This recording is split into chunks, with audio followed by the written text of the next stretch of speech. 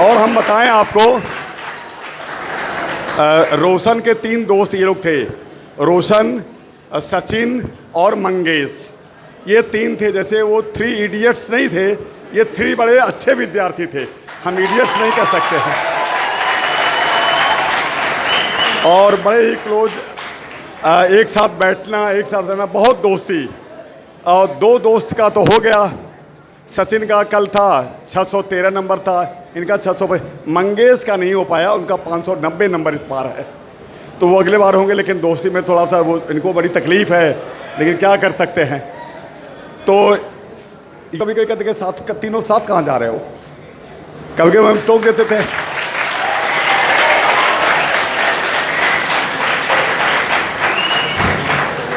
कभी एक को वॉशरूम जाना था तो तीनों जाते थे, तीनों कहाँ जा रहे हो, हम तो, आप तो जानते हैं हमारी आदत को, हम तो कहेंगे तीनों कहाँ जा रहे हो। इतनी दोस्ती थी, 2 हो गए, अगला एक और है। तो बहुत सही, अब आज भी आए हैं। क्या कहा बच्चे बाद में समझे। तो लीजिए, ये आपको रोशन ही बताएंगे कैसे सफलता मिली, कैसे क्या हुआ।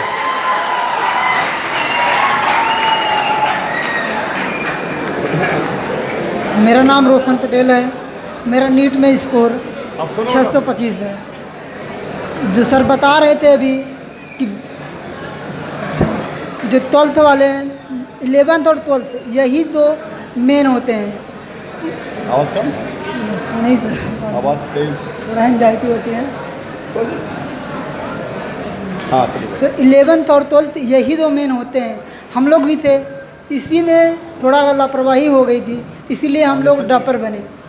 और जो आप लोग हैं, जो सर पढ़ाएं, जो भी पढ़ाएं उसे पर डे जो पढ़ाएं उसे ही रिवाइज करिए, पिछला रिवाइज करिए।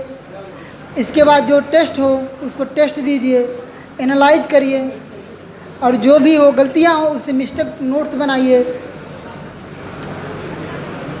आग लगाने वाली बात थी उस समय, जैसे आप लोगों को आग लगाते हैं, क्योंकि टेस्ट से ही जो टेस्ट होता जो टेस्ट होता है उसी से हमारा सब कॉन्स्टेंसी भी बनती है, पेशेंस भी आता है, और क्या एंजाइटी भी होती है। क्योंकि मुझे भी एंजाइटी थी, मैं 2 साल फेल हुआ हूँ सिर्फ एंजाइटी की वजह से।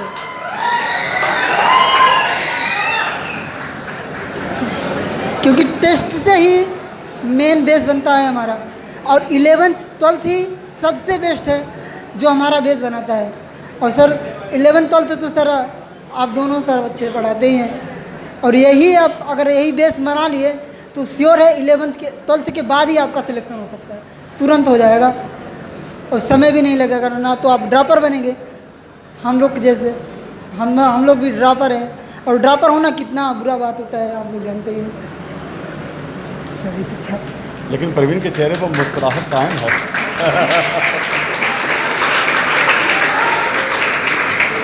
बच्चों, क्लास 11th अभी मेरी क्लास है, और अभी शांत होके पहले समझा करो, सुना करो। आपके सीनियर खड़े हैं यहाँ पे, टीचर हैं, और एप्रिसिएशन सब ठीक है, ताली बजाना ठीक है, लेकिन एक मैनर्ड वे में, अनमैनर्ड होना नहीं। एक डिसिप्लिन होती है, उसे मेंटेन करो। अब दूसरी बात ये है कि अभी देखिए आपके बीच में जो सिलेक्टेड स्टूडेंट हैं, उन्होंने सभी लोगों ने कुछ न कुछ बातें बताई। 1 साल सीनियर बॉस होता है, हाँ, दूसरा कोई नहीं कहता। हाँ, जब तक आप जिंदा रहेंगे 1 साल सीनियर तो बॉस ही कहते हैं। अब आपके बारे आपको सभी लोगों ने कुछ न कुछ बताया है। और अभी जो इन्होंने जब बात कर रहे थे तो आप लोग गधों की तरह शोर कर रहे थे, उसे सुनना चाहिए था। इन्होंने ये कहा है कि सिलेक्शन का मेन कारण है 11th और 12th में अच्छे से पढ़ना। अगर जिसने 11th और 12th में अच्छे से पढ़ लिया तो वो 12th में ही सेलेक्ट होगा और वो ड्रॉपर नहीं बनेगा। इन्होंने कहा कि ड्रॉपर बनना बहुत ख़राब बात है। और ये मेरे अंदर इस बात का दर्द है कि हम ड्रॉपर बने, हम लेट जा रहे हैं। लाइफ तो बहुत ज़्यादा तो लाइफ तो नहीं बढ़ती। आप पहले डॉक्टर बन जाएं वो अच्छा है, या बाद में बहुत दिन बाद बने वो अच्छा है, तो पहले आप बन जाएं। तो इन्होंने आपको एक बात बताया कि आप 11th में हैं, 12th में हैं, तो अच्छे से पढ़ेंगे तो आपका सिलेक्शन 12th में ही होगा। आप ड्रॉपर नहीं बनेंगे। ड्रॉपर बनना ख़राब बात है, अच्छी बात नहीं है। और इन्होंने ये भी बोला कि मेरा 1 साल सिलेक्शन नहीं हुआ, 2 साल दूसरे साल जब सिलेक्शन हुआ तो मेरे को ये फील हुआ कि हम अगर अच्छे से प्रिपेयर किए होते 11th में तो आज मैं 1 साल पहले मेडिकल कॉलेज में होता और 1 साल मेरा आज MBBS पूरा हो गया होता। तो बच्चों यही आपको वो उस समय बता रहे थे। और वही है ना कि जब कुछ अच्छा होना होता है तो मन वहाँ पे लगता है। और दूसरी बात तो मैं नहीं बोलूँगा, तो आप लोग समझदार हैं, समझ रहे होंगे कि मैं क्या बोलना चाह रहा हूँ।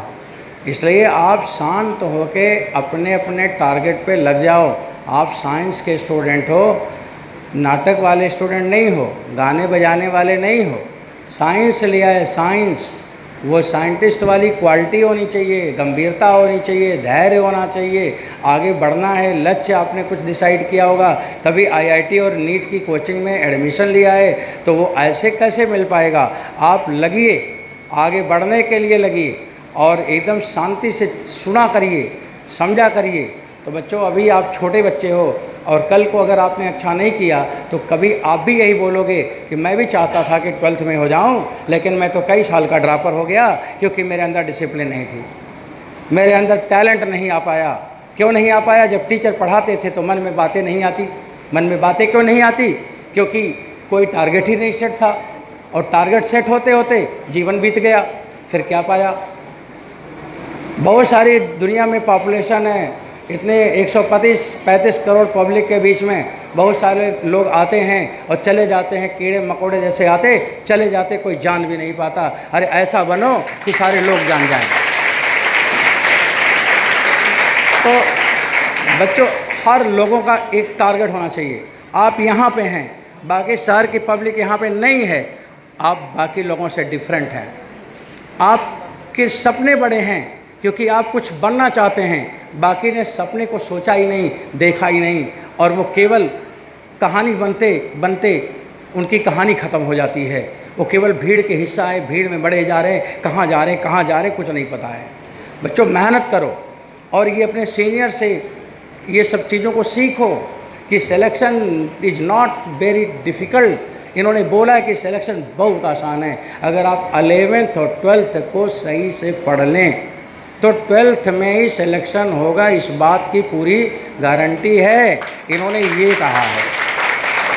और इन्होंने ये कहा कि बच्चे 12th में सेलेक्ट क्यों नहीं होते, क्योंकि वो 11th में नॉन सिंसियर होते हैं। उनको समझ नहीं आता कि उनका जीवन क्यों हुआ, वो करना क्या चाहते, वो समझ ही नहीं पाते।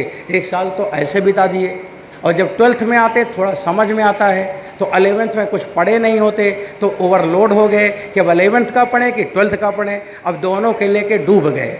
इसलिए सबसे पहली बात क्या है कि क्लास 11th के फर्स्ट क्लास से ही एकदम से इंटेंसिव पढ़ाई शुरू कर दीजिए कि हम आगे रहेंगे, हम आगे रहेंगे। तो बच्चों ऐसा करेंगे। हमारे क्लास में 11th 12th के दोनों बैच इस समय हैं यहाँ पे। और बच्चों आपसे इसलिए कह रहा हूँ कि उम्मीद इस कोचिंग का एक्चुअल में जैसे बोलते हैं ना शरीर का हार्ट, वो कोचिंग के आप हार्ट हो। अगर आपने कुछ गड़बड़ी कर दिया तो ईंट पत्थर से कुछ नहीं होगा। ये कोचिंग बंद हो जाएगी। कोचिंग को चलाना है, कोचिंग को आगे बढ़ाना है, अपने टीचर को पहचान दिलानी है, अपने शहर को पहचान दिलानी है। तो बच्चों कैसे मिलेगा? वो सिर्फ़ और सिर्फ आपसे मिलेगा, और आपको करना ही पड़ेगा बच्चों, करना ही पड़ेगा। 100% रिजल्ट लाना ही पड़ेगा। और मेरा एक जो मैं आप लोगों से अक्सर शेयर करता हूँ कि मैं जब पढ़ाना शुरू किया था मैंने तब से सोचा था कि हमारे कोचिंग क्लास ऐसी क्लास हो जिसमें 100% रिजल्ट हमेशा हो। और कोई भी इंसान जब उस कोचिंग का नाम ले तो लोग बोले करे उस कोचिंग में अगर एडमिशन ले लिए ना तो पक्का समझ लो कि वो आईआईटी में हो जाएगा, उसमें एडमिशन ले लिए ना तो 100% वो मेडिकल कॉलेज में चला जाएगा। बच्चों ये पहचान दिलाना है और इसके लिए कोचिंग चल रही है। और ये पहचान कैसे मिलेगा? जब आप चाहोगे तब मिलेगा।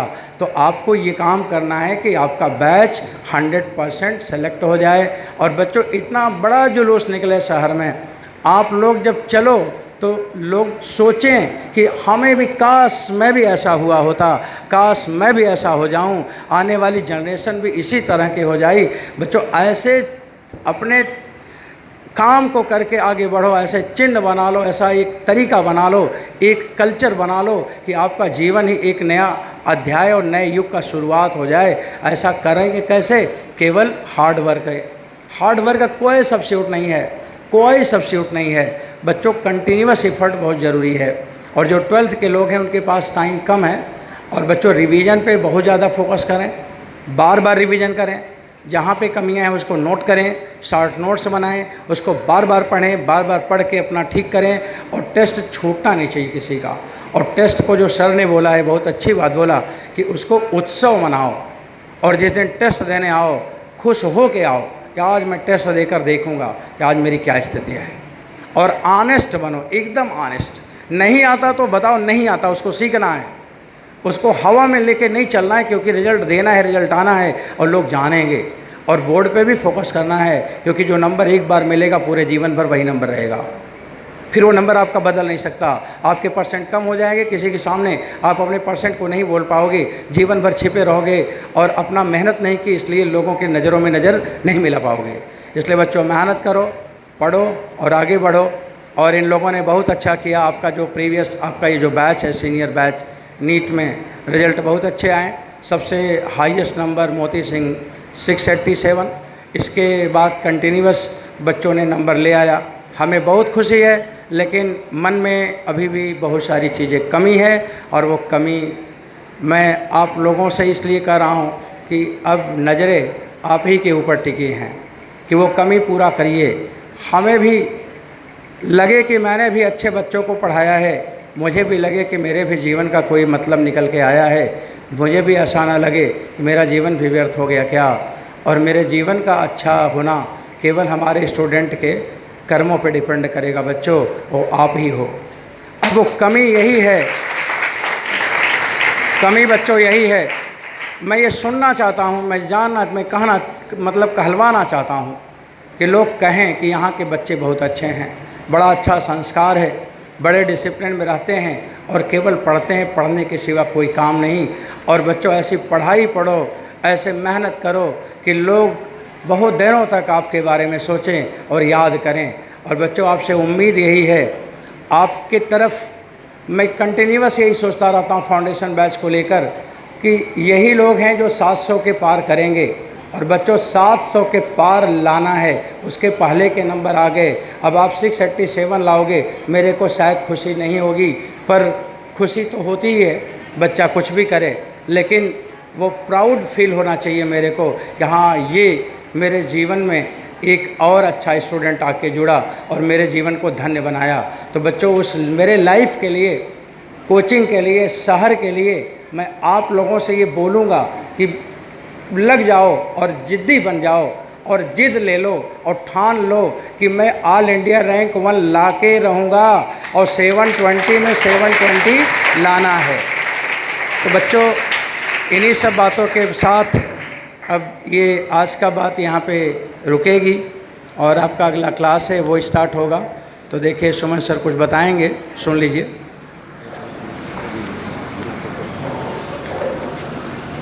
बच्चों पांडे सर ने जो बताया सारी चीज़ों को अक्षर से आप पालन करिए।